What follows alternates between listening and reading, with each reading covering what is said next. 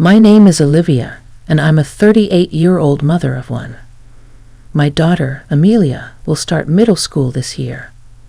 My husband, Jack, is 2 years older than me and just turned 40. We both work, and I earn more than he does. As a result, Jack usually gets home before I do. When we first got married, Jack wouldn't help with any housework, believing it was a woman's job, just like my mom used to say. We met through a college friend, and after dating through our professional lives, Jack proposed. I eagerly accepted, thinking our newlywed life would be blissful. But every day, I came home exhausted to find chores waiting for me. Jack wouldn't even put his own clothes in the washing machine. He would finish his meal and start watching TV, leaving his dishes on the table, expecting me to clean up. This went on for 6 months after we married. At work, I was recognized for my efforts and given a big project. Despite telling Jack I'd be busy, he didn't seem willing to help with the housework. When I had to work late, he would message me, asking why dinner wasn't ready, even suggesting I should prepare it in the morning. I was frustrated and ignored his messages, focusing on my work. When I finally got home, Jack wasn't there. I made myself a quick stir-fry for dinner. When Jack came back, he was drunk and complained that I had made dinner only for myself, accusing me of spite. I reminded him that I'd been working late because of the big project and that, as an adult, he should be able to prepare his own meals. His response was that since I'm the housewife, it's expected that I handle everything, both work and housework.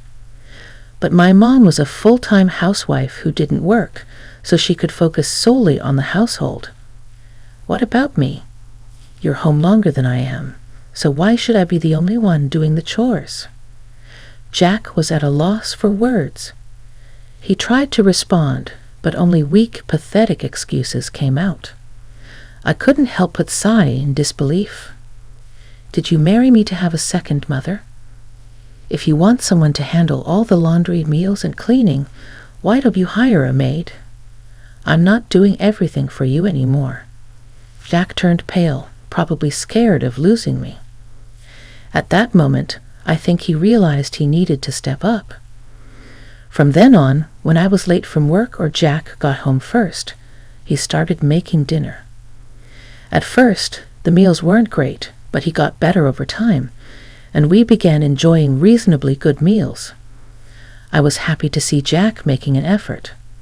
I completed a major project, got promoted, and became pregnant. Jack and I named our daughter Amelia and worked hard to take care of her. I wanted to return to work soon to support our family financially, so I left Amelia in the care of my mother or my mother-in-law. Jack said he was too scared of his boss to take paternity leave, so I couldn't rely on him.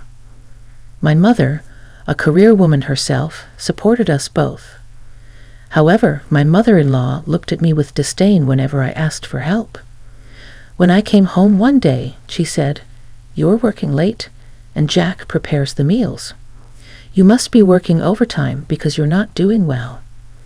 My promotion and increased workload weren't due to failure, but no matter how many times I explained, she couldn't accept that I was more successful than Jack. She said, "The world is made for men to succeed at work. A woman's job is to take care of the home. What value do you have? And you didn't even have a boy, just a girl." I felt our sweet daughter was being unfairly judged because she was a girl. After that, I stopped asking my mother-in-law for help. Then my father passed away. He was a wealthy man who always cared for me, Jack, and Amelia. He supported us financially for our wedding and celebrated Amelia's birthdays. Jack, Amelia, and I went to my childhood home to say goodbye. My mother was devastated, and I tried to support her through the loss. After the funeral, Jack quickly said he had to get back to work. I wished he could stay, but if it was work, there was nothing I could do. I spent a lot of time with my mother, reflecting on my father. A month later, Jack's work became even more demanding. He came home later and often appeared deep in thought, with thick documents in hand. When I asked if he was working on a big project, he just said something like that. Unbeknownst to me, he was planning something unexpected. 3 months after my father's death, just as the pain was starting to ease and life was returning to normal, it happened on a holiday. My in-laws suddenly arrived at the apartment where Jack, Amelia, and I lived. When Jack's parents arrived, I was confused. My mother-in-law, unusually cheerful, said, "We have something important to discuss today. If we had told you in advance, you might have taken Amelia out. This discussion can't happen without you, so we didn't tell you beforehand." If it was something important, I would have been there.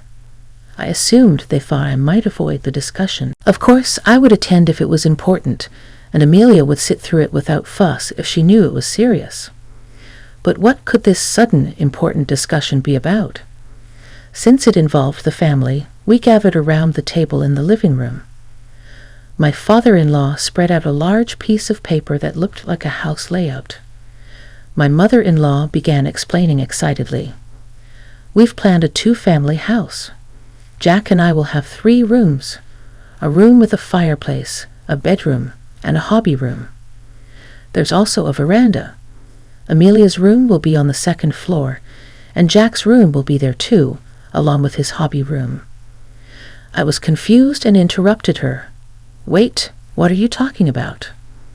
My mother-in-law frowned and said, "It's obvious. We're talking about a multi-generational house for us all to live in." Living together hadn't been discussed before, and both Amelia and I are uncomfortable around my mother-in-law. There's no way we could live happily under one roof with such feelings. Amelia grimaced beside me. "You know Jack is our only son. It's natural for you to live with us and take care of us," my mother-in-law continued. "We chose a nice island kitchen and a luxurious bath, sparing no expense." I was stunned. Diana kept talking, ignoring my reaction. "I plan to order furniture from a high-end place. The land is spacious, and while it was a bit expensive, it's fine since your father's inheritance is there." My confusion grew. "My father's inheritance? Are you talking about that?" I raised my voice involuntarily. Diana spoke confidently. "There's no use hiding it. I heard it from Jack. Your father is wealthy, and though Jack didn't say much, it's clear there's an inheritance of $2 million. I looked at Jack, who had mentioned the inheritance casually, but should not have been involved in decisions about it or in building a 2-family house. I asked, "Jack, did you really say that? Are you in favor of living together?" Jack sighed heavily. "Of course I am. Until now, you've been earning well, and I've helped with meals and chores, but I've had enough. From now on, even if you slack off, I won't have to do chores because Mom will be here. Plus, if there's $2 million, half of it should be mine. You can't complain about how I spend it." I stood up, shocked. "Wait a minute. I haven't heard anything about living together." Jack glared at me. "I won't entertain any objections. I'm living with my parents. If you oppose it, we'll get a divorce." Jack looked down on me with newfound confidence. It was strange to see him so assured when he used to be so apologetic, but now wasn't the time to dwell on that. He was clearly trying to provoke me. "Fine then, let's get a divorce," I said. He laughed at my statement, saying, "You're giving up your daughter, $1 million, and a brand new house. What a pitiful person you are." I sighed at his triumphant expression. "I've renounced the inheritance. My father wanted it used for poor children, and I discussed it with my mother. We decided that the land and house will go to her, and the money will be donated to charity. So no, I don't have $2 million. That's not a lie. Besides, inheritance doesn't become joint property in a marriage. Even if I had $2 million, not a cent would go to you. Jack and my in-laws turned pale. It was something they could have easily found out, and I was amazed they hadn't. "So what are we going to do now?" Jack asked. "We've already started the house construction. You can't cancel it now." "I don't know anything about it," I replied. "I'm not involved in the house matters. Besides, since we're getting divorced, the house you'll be living in has nothing to do with me." Jack looked momentarily stunned, but then gave me a smug smile. "It's the house where our lovely daughter will live. You should contribute money to," he said proudly. I glanced at Amelia, who shrugged and said directly to her father, "If Mom and Dad get divorced, I'll live with Mom. I won't live with Dad, Grandma, or Grandpa." Jack was taken aback. Why did he think Amelia would choose to be with him? Amelia had always heard negative things about him from her grandmother, and had no reason to want to live with someone who made such mean remarks. Jack rarely attended Amelia's events, and probably didn't care about being disliked by her. "What about the house expenses and child support?" Jack asked, hanging his head. I quickly separated from my in-laws and filed a divorce application at the municipal court. I told Jack I'd hire a lawyer if he didn't agree right away, so he agreed to the divorce without further objections. Since the condo was in my name, I packed Jack's belongings swiftly with Amelia's help. My in-laws caused a commotion, so I sent them back to their home early. Jack and my father-in-law had used up all their savings and sold their family home for the construction of their new house. They decided not to buy the high-end furniture my mother-in-law wanted, but still had to take out loans. Despite having their dream home, Jack and my father-in-law had to work tirelessly, often taking on side jobs. My mother-in-law, a former homemaker, was now working part-time and handling chores. Amelia and I quickly signed a lease for a new place and moved out. Even without the inheritance, I can support us with my income. Amelia often says, "I know Mom cares about me, so I'm going to make delicious meals for her. She works so hard." In hindsight, I'm glad we got the divorce quickly.